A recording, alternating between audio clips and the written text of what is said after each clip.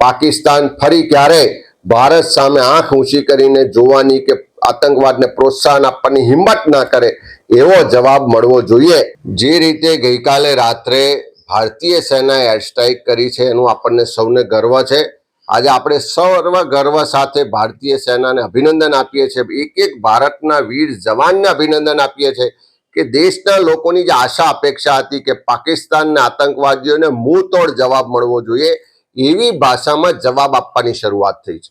આતંકવાદનો ખાત્મો સંપૂર્ણ રીતે થાય એવું આજે એક એક ભારતનો વાસી ઈચ્છી રહ્યો છે। એક એક ભારતનો વાસી ઈચ્છી રહ્યો છે કે જે રીતે 1971માં ઇન્દિરાજીએ એક સ્ટ્રાઇકથી એક ગાને બે કટકા પાકિસ્તાનના બે ભાગલા કરીને બાંગ્લાદેશ અસ્તિત્વમાં લાયા એવો જ જવાબ આજે પણ આપવો જોઈએ। કારણ કે આ પાકિસ્તાન એની હરકતોમાંથી નથી સુધરવાનું।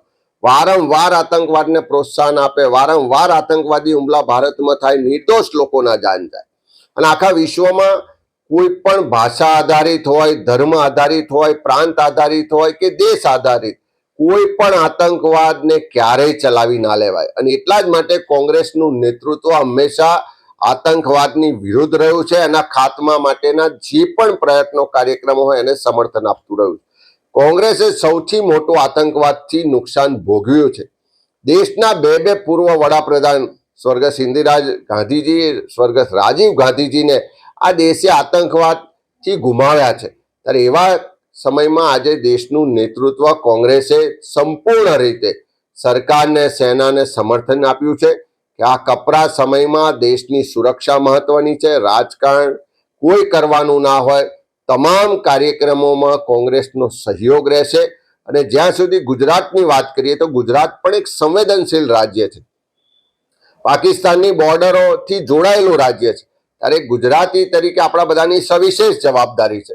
અમે વિપક્ષ તરીકે રાજ્ય સરકારને, માન્ય મુખ્યમંત્રીશ્રીને આશ્વસ્ત કરવા માંગીએ છીએ કે સરકાર લોકોની સુરક્ષા માટે, સરહદોની સુરક્ષા માટે, સેનાનું મનોબળ વધારવા માટે, સેનાને સહયોગ માટે જે પણ કાર્યક્રમો કરશે એમાં સંપૂર્ણ રીતે અમારો ટેકો રહેશે, અમારો સહયોગ રહેશે।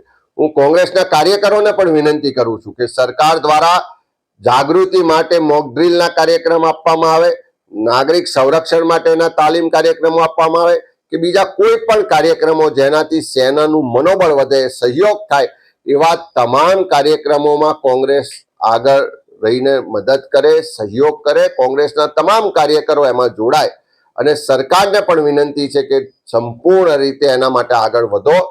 આપણે બધા જ ઈચ્છીએ છીએ કે સેના, આપણા જવાનો જે સક્ષમતાથી, જે તાકાતથી આજે પાકિસ્તાનના આતંકવાદને જવાબ આપી રહ્યા છે, આવનારા દિવસોમાં આથી પણ વધારે મજબૂતાઈથી જવાબ આપે, આતંકવાદનો સંપૂર્ણ ખાત્મો થાય, પાકિસ્તાન ફરી ક્યારે ભારત સામે આંખ ઊંચી કરીને જોવાની કે આતંકવાદને પ્રોત્સાહન આપવાની હિંમત ના કરે એવો જવાબ મળવો જોઈએ। અને એના માટે આખો દેશ આપણી સેનાની સાથે છે। આ એક એક ભારતવાસી આજે સેના પર ગર્વ લઈ રહ્યો છે। અમારી તમામ માહિતીથી અપડેટેડ રહેવા માટે જોડાયેલા રહો ત્રિશુલ ન્યૂઝ સાથે।